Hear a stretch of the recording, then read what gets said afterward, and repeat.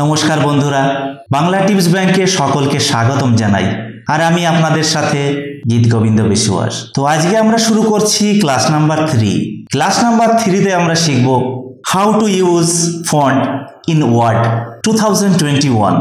Microsoft Word 2021-এ কেমন করে আমরা আমাদের ফন্ট আমরা ইউজ করব, কেমন করে আমরা আমাদের টেক্সটের ফন্ট স্টাইল চেঞ্জ করব, কেমন করে আমাদের ফন্টকে আমরা ইনক্রিজ করব, ডিক্রিজ করব, কেমন করে আমাদের ফন্ট কালার চেঞ্জ করব, কেমন করে আমরা আমাদের ফন্টকে হাইলাইট করব, তারপরে কেমন করে আমরা আমাদের টেক্সটের কেস আমরা চেঞ্জ করব। তো চলুন যাওয়া যাক ক্লাস নাম্বার 3তে, শিখে নেওয়া যাক বিস্তারিত how to use font in Word 2021।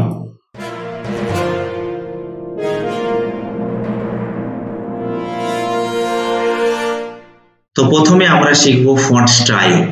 তো ফন্ট স্টাইল করার জন্য আমাকে যে কোনো একটা টেক্সট আমাকে সিলেক্ট করতে হবে। তো আমি এখানে নাম্বার 1 এই টেক্সটটিকে আমি সিলেক্ট করছি। তো সিলেক্ট করার পরে চলে যাব আমি উপরে। তো দেখুন এখানে বিভিন্ন ধরনের ফন্ট এখানে শো করছে। তো আমাদের পছন্দ মতো ফন্ট আমরা এখান থেকে সিলেক্ট করব। তো আমি এখানে এই ফন্টটি আমি সিলেক্ট করছি। তো দেখুন এখানে ফন্ট স্টাইলটি চেঞ্জ হয়ে গেছে। তো এবার আমরা শিখবো আমাদের ফন্টে কেমন করে আমরা বোল্ড টুল ব্যবহার করব। তো যথারীতি আমাকে টেক্সট সিলেক্ট করতে হবে। তো আমি এই টেক্সটটি সিলেক্ট করলাম। সিলেক্ট করার পরে আমি চলে যাব উপরে। তো দেখুন এখানে লেখা রয়েছে বোল্ড। তো এখানে ক্লিক করব। এখানে ক্লিক করার পরে দেখুন এই লেখাটি কিন্তু বোল্ড হয়ে গেল। তাছাড়াও আমরা আমাদের কিবোর্ড থেকে Ctrl+B প্রেস করলে আমরা কিন্তু এই বোল্ডটি আমাদের টেক্সটে আমরা অ্যাপ্লাই করতে পারবো। তো তারপরে চলে আসি নিচে। তো এবার আমরা আমাদের টেক্সটটিতে ইটালিক টুলটি ব্যবহার করব। তো যথারীতি টেক্সটটিকে আমাকে সিলেক্ট করতে হবে। তো সিলেক্ট করার পরে চলে যাব আমি উপরে।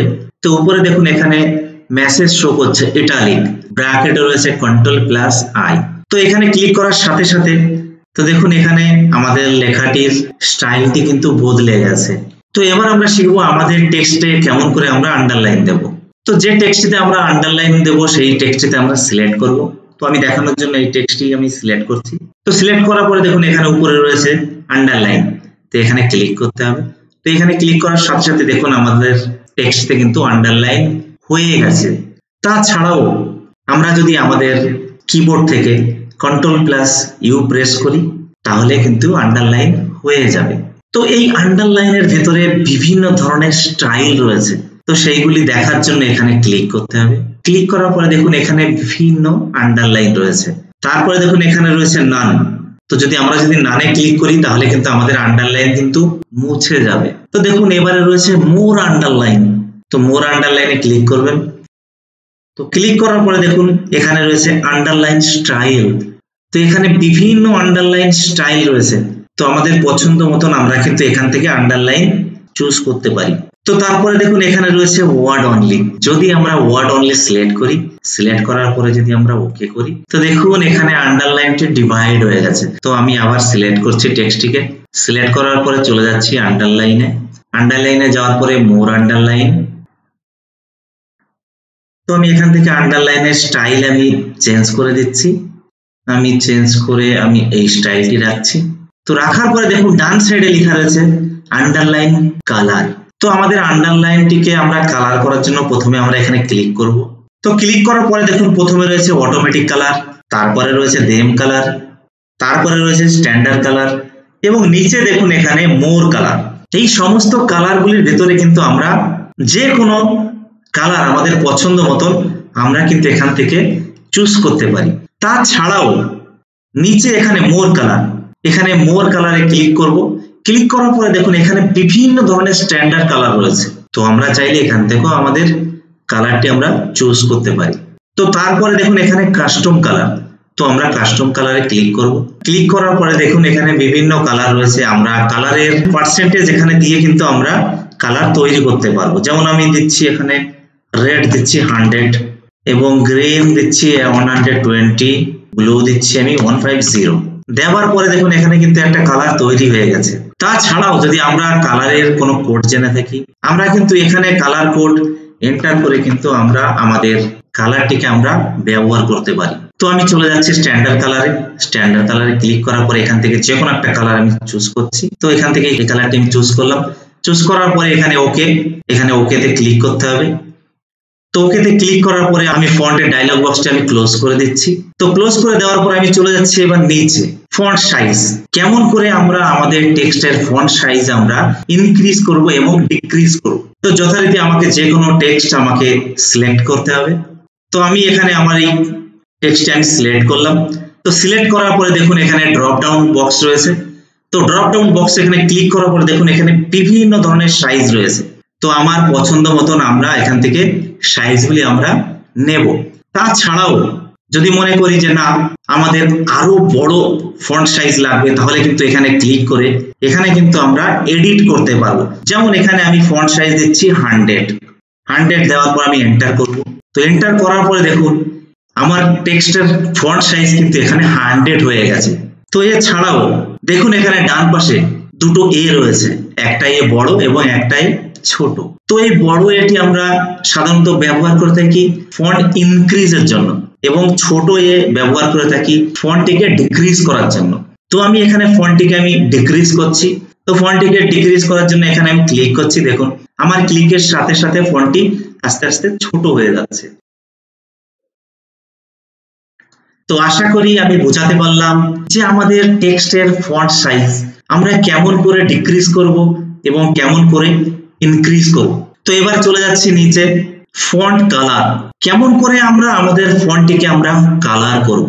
তো আমাদের টেক্সটের ফন্টটিকে আমরা কালার করার জন্য প্রথমে আমাদের টেক্সটটিকে সিলেক্ট করতে হবে। তো সিলেক্ট করার পরে দেখুন এখানে লেখা রয়েছে ফন্ট কালার, আমরা ফন্ট কালারে ক্লিক করব। তো ফন্ট কালারে ক্লিক করার পরে দেখুন প্রথমে রয়েছে অটোমেটিক কালার, তারপরে রয়েছে দেম কালার, তারপরে এখানে রয়েছে স্ট্যান্ডার্ড কালার এবং তারপরে রয়েছে মোর কালার। তো এখানে সমস্ত রকম কালার রয়েছে, আমাদের পছন্দ মতন আমরা এখান থেকে কালার গুলো চুজ করে নিতে পারবো। তো আমি এখানে যে কোনো একটা কালার চুজ করছি। তো দেখুন আমার টেক্সটের ফন্ট কালারটি এখানে চেঞ্জ হয়ে গেছে। তো আমি পুনরায় আবার টেক্সটটিকে সিলেক্ট করছি। যদি এই কালারটি আমাদের পছন্দ না হয় তাহলে এখান থেকে ক্লিক করে আমরা আবার আমাদের টেক্সটের কালার আমরা কিন্তু চেঞ্জ করতে পারবো। তো এরপরে চলে যাচ্ছি আমরা টেক্সট হাইলাইট। তো অনেক সময় কি হয় আমাদের বিভিন্ন টেক্সটকে আমাদের হাইলাইট করার প্রয়োজন হয়। তো সেই জন্য আমাদের কি করতে হবে, প্রথমে যে টেক্সটটিকে আমরা হাইলাইট করব সেই টেক্সটটিকে আমাদের সিলেক্ট করতে হবে। তো আমি এখানে এই টেক্সটটিকে আমি সিলেক্ট করছি। তো সিলেক্ট করার পরে দেখুন এখানে রয়েছে টেক্সট হাইলাইট কালার। তো এখানে আমরা ক্লিক করব। তো ক্লিক করার পরে দেখুন এখানে বিভিন্ন স্ট্যান্ডার্ড কালারগুলি এখানে রয়েছে। তো যখনই আমাদের মাউস কালারের উপর নেব তখন কিন্তু আমাদের টেক্সটের কালারটি কিন্তু শো করবে। যদি এই কালারটি পছন্দ না হয় আমরা আমাদের কার্সারটিকে মুভ করব। মুভ করার সাথে সাথে আমাদের টেক্সটের হাইলাইট কালার কিন্তু সাথে সাথে চেঞ্জ হয়ে যাবে। তো এখান থেকে পছন্দ মতন আমাদের টেক্সটের কালার আমরা নিতে পারবো। তো আমি এখানে এই কালারটি চুজ করছি। চুজ করার পরে এখানে আমি ক্লিক করব। ক্লিক করার পরে দেখুন আমার এই যে টেক্সটটি কিন্তু হাইলাইট হয়ে গেছে। তো আমার এই টেক্সটের হাইলাইটটি যদি রিমুভ করার প্রয়োজন হয় তাহলে কি করতে হবে, প্রথমে টেক্সটটিকে সিলেক্ট করতে হবে।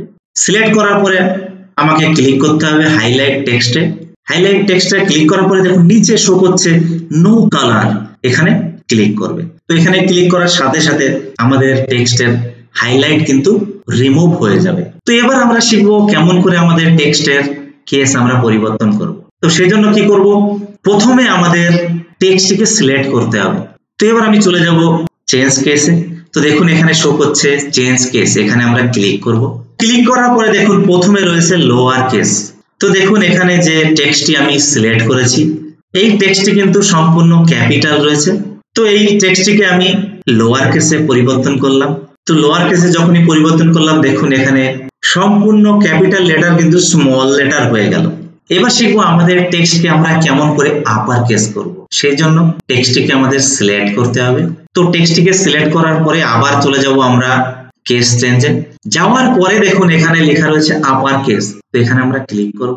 আমাদের স্মল লেটারের টেক্সটটি সম্পূর্ণ ক্যাপিটালে পরিবর্তন হয়ে গেছে। তারপরে আমরা শিখবো ক্যাপিটালাইজ ইস ওয়ার্ড। সেজন্য আমরা এই টেক্সটটিকে সিলেক্ট করব। প্রথমে সিলেক্ট করার পরে আমরা চলে যাব চেঞ্জ কেসে। যাওয়ার পরে দেখুন এখানে ক্যাপিটালাইজ ইজ ওয়ার্ড, তো এখানে আমরা সিলেক্ট করব। তো এখানে সিলেক্ট করার পরে দেখুন ওয়ার্ডের প্রথম লেটারটি ক্যাপিটাল হয়ে গেছে, বাকি সব কিন্তু স্মল লেটার হয়ে গেছে। তো তারপরে আমরা চলে যাব ডাবল কেস। তো আমরা এখানে টেক্সটটিকে সিলেক্ট করব, সিলেক্ট করার পরে পুনরায় চলে যাব আমরা চেঞ্জ কেসে। যাওয়ার পরে নিচে দেখুন এখানে ডাবল কেস, এখানে আমরা সিলেক্ট করব। তো এখানে সিলেক্ট করার পরে দেখুন আমাদের টেক্সট কিন্তু এখানে পরিবর্তন হয়ে গেছে ডাবল কেসে। তো বন্ধুরা ভিডিওটি যদি ভালো লাগে প্লিজ চ্যানেলটিকে সাবস্ক্রাইব করে বেল আইকনটি অন করে রাখবেন পরবর্তী ভিডিওর নোটিফিকেশন পাওয়ার জন্য। আজ এতটুকুই, দেখা হবে পরবর্তী ক্লাসে।